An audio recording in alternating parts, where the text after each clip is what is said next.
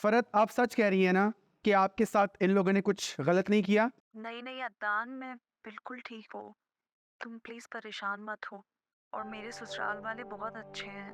तुम्हें कोई गलत फहमी हुई है, प्लीज तुम किसी से भी कोई मिसबिहेव मत करना। अरे फरहत, तुम्हारे ना इस मुंह बोले भाई ने ना हमारे से इतने सवाल किए कि बस कुछ ना पूछो, हमारे कानों से धुएं निकल गए। आई एम सो सॉरी बुकू, मैंने आप सबको गलत जज किया। अरे नहीं भाई, तुम क्यों माफी मांग रहे हो अदनान? ये सब कुछ तो एक गलत फहमी की बिना पर हुआ है ना। दरअसल मैं जिस सब्जेक्ट पर रिसर्च कर रहा हूँ ये एक बहुत ही सेंसिटिव टॉपिक है। हमारे सोसाइटी में बहुत सारे लोग जो बेसिकली डोमेस्टिक वायलेंस का शिकार हैं, ना कि सिर्फ फिजिकल बल्कि मेंटली।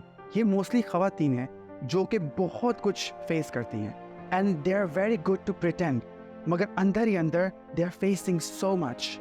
मैं इसीलिए चाहता था कि I will check on you, तो इसलिए मुझे लगा कि शायद तुम्हारे साथ भी कुछ गलत हो रहा है। तुम्हारा बहुत शुक्रिया अदनान, लेकिन मैं बिल्कुल ठीक हूँ, अपने दोस्तों के साथ बहुत खुश हूँ।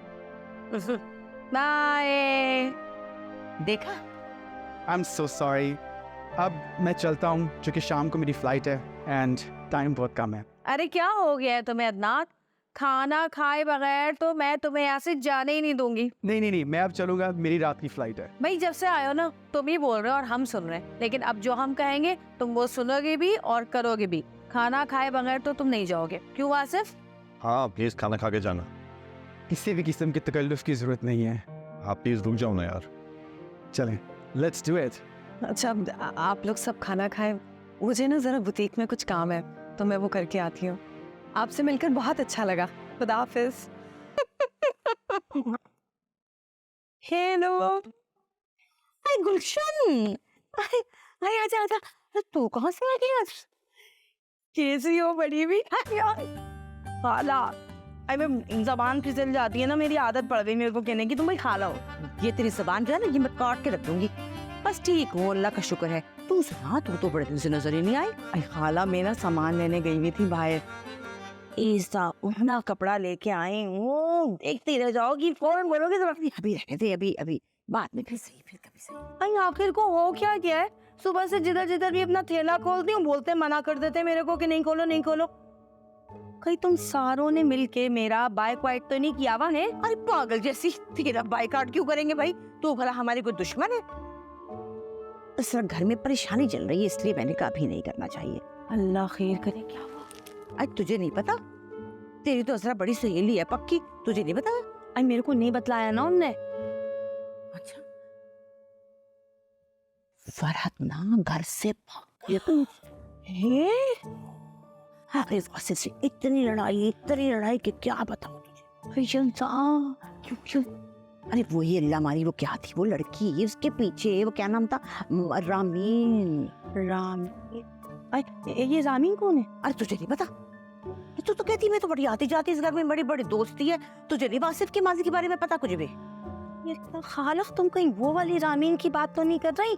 अरे मुझे इसकी कॉलेज में पढ़ती थी, वही तो। आई लो, उन दोनों का चक्कर तो भैया बहुत पुराना चल रहा है। वो तो बेबी बाजी और सिद्दीक साहब की जिंदगी में चल रहा था। अरे क्या माशका चल रहा था बकायदा, और ये लोग चलवा रहे थे। वाह, आई कोई आशिका माशुका नहीं था, एक तरफा मोहब्बत थी। अच्छा बस फिर खाला, ये तो बहुत पुरानी बात है। इसी गजबनाक मोहब्बत थी दोनों की, मैं क्या बतलाऊं, तू बताना मुझे, सब बता। जी अरे बता, हाँ बोल, क्या था? असल में ना वो लड़की वासिफ की क्लास में पढ़ती थी और दोनों का चक्कर ऐसा टाप का चल रहा था, तो वासिफ तो पसंद ही नहीं करता था उसको। हाँ, और जिस दिन वासिफ की शादी थी ना, उस दिन क्या हुआ, लड़की ने लटका लिया अपने आप को। ए भाई, यहाँ पे पड़ गया पुलिस का छापा। ए बेबी बाजी तो अपना मुंह छुपाती फिर रही थी, ऐसे शर्मिंदा। मैं क्या बताऊँ, शादी रुक गई, ऐसा बर्बादी हो गई। अल्लाह किसी का ऐसा हाल ना करे। बड़े बड़े बोल बोलती थी बेबी बाजी हमारी, कैसी काटी उनने है। अच्छा बनते हैं तो कि हम तो बड़े शरीफ, हम तो बड़ी इज्जतों वाले, ये हाल है इनका। वो हमसे नाराज है, अब तो हमारे साथ दुकान पे बैठकर खाना भी नहीं खाता। ये क्या तरीका हुआ? घर वालों से काहे की नाराजगी, ये क्या तुक है? उसे लगता है हम सब उसके खिलाफ हैं, जिसकी खातिर खुद बातें सुननी पड़ रही हैं, वही हमारी बात नहीं सुन रहा है। ऐसा ही होता है, इसलिए तो मैं मियाँ बीवी के चक्करों में पड़ती ही नहीं हूँ। बाद में मियाँ बीवी की सुलह हो जाती है और सुलह कराने वाला बदनाम हो जाता है। लेकिन उनको अपने हाल पर भी तो नहीं छोड़ सकते ना। पप्पा वासिफ चाचू रूम में नहीं है। मैं सोच रही हूँ कल मैं जाऊँ फरहत से बात करूँ। हाँ आसमा प्लीज तुम चली जाना, तुमसे बेहतर और कौन समझाएगा। अब उसके घर में कोई बड़े तो रहे नहीं है, ये मसला हल करें या सुलझाएं। उसके घर में बड़े नहीं है, लेकिन हमारे घर में जो बड़े हैं वो मसलों को सुलझाने के बजाय उनको और उलझाने की और मसले पैदा करने की कोशिशें कर रहे हैं।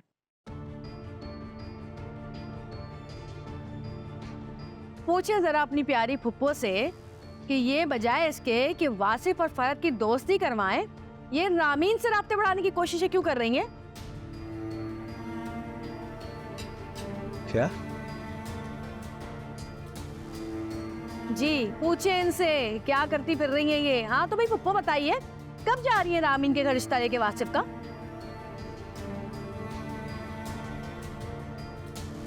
क्या क्या औलफुल बके जा रही हो तुम? है क्या कह रही हो तुम? अच्छा मैं बक रही हूँ। गुलशन आरा से आपने नहीं कहा कि रामीन का अता पता दे मुझे? क्यों जाना था आपको उसके घर? और अगर आप लोगों को यकीन नहीं है तो मैं अभी गुलशन आरा को बुलाती हूँ, अभी इनका सामना कराती हूँ मैं।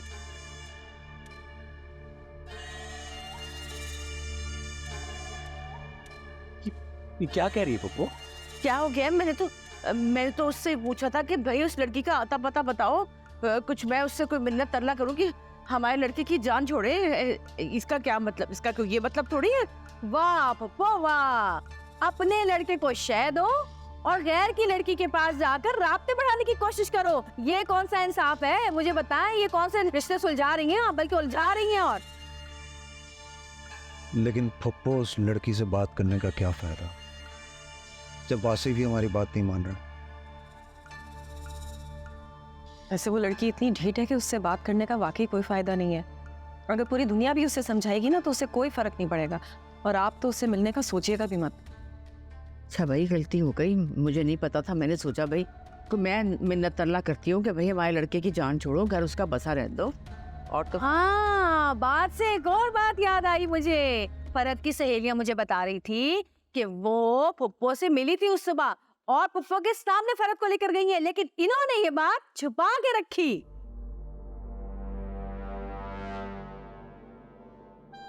अरे बकवास कर रही है, भौंक रही है। मैंने क्या देखा? मैंने सिर्फ देखा था कि वो आई है, मुझे क्या पता कमरे में गई है, क्या बात हुई है क्या नहीं हुई है। अभी अपनी तरफ से बना रही है ये बात वजूल में। पप्पो अगर आपको सब कुछ मालूम था तो बता देना चाहिए था ना हमें। अरे अगर बता देती तो फिर अस्पताल जाके देखने के मशवरे, पुलिस स्टेशन जाके रिपोर्ट लिखवाने के मशवरे कौन देता भाई? हम परेशान कैसे होते अगर ये हमें सच सच बता देती तो? अरे क्या हो गया? तुम कैसे इल्जाम लगा रही हो मुझ पे? अरे मैं बूढ़ी हूँ भाई, भूल गई हूँ, माफ कर दो, गलती होगी। तुम लोगों ने तो कटहरे में खड़ा कर दिया मुझे। अरे बुढ़ी औरत को जान छोड़ दो, और तुम तो चाहती यही हो कि मैं बस कहीं ना कहीं पकड़ी जाऊं, कोई ना कोई बात हो। ये बूढ़ी औरत है, पूरे घर के पैसों के खर्चे का निजाम ये इन्होंने संभाला हुआ है, सारे हिसाब किताब ये करती है। ये बूढ़ी है, भूल जाती है, बाकी सब कुछ तो याद रहते हैं। आपकी दुश्मनों तो मैं तो सांस ही बंद हो रहा है। अल्लाह क्या मुसीबत है, मैं कहाँ गई अल्लाह भैया? मैं तो उनका अच्छा चाहता हूँ अल्लाह, तू देखे, तू इंसाफ करने वाला है। सब पानी दिया। अरे आसमान इधर बहुत करता है मुझे तो, मैं तो सांस उलट रहा है। या अल्लाह मुझे उठाने क्या किए थे मुझे? मैं अपने बच्चों के लिए आई थी और आज मेरे साथ ये हो रही है। वाह वाह, तौबा तौबा, क्या अदाकारी कर रही है पुप्पो। वाह तालियां, आपकी अदाकारी पे मजा आ गया भाई। देख लो अपनी पुप्पो को, सारे जाल ये बिछा रही हैं, फरहत को और वासिफ को अलग करने की कोशिशें जारी हैं, जोरों शोर से जारी हैं। अरे चुप करो, तुम तो वैसे ही चाहती हो, तुम तो वैसे ही चाहती हो कि जमाल मेरी तरफ देखे भी ना। तुम तो ये चाहती हो। अरे मैं तुमसे बहस नहीं कर सकती भाई, तुम बहुत तेज, माफ कर दो। तुम जीती, मैं हारी, मुझे माफ कर दो, मुझे यहाँ रहना ही नहीं, मैं तो चली जाऊंगी। बस मैं तो आऊंगी नहीं, खाना वाना छोड़ दो बस। बस ठीक है ना खाओ। हाँ बताओ, चाहती है यो ना मैं ना खाऊं।